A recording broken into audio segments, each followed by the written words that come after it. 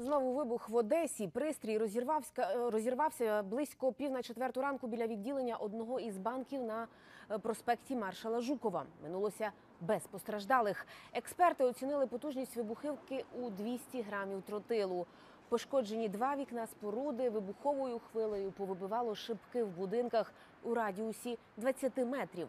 Примітно, що торік у травні вже був напад на це же відділення банківське. Зловмисники підпалили двері.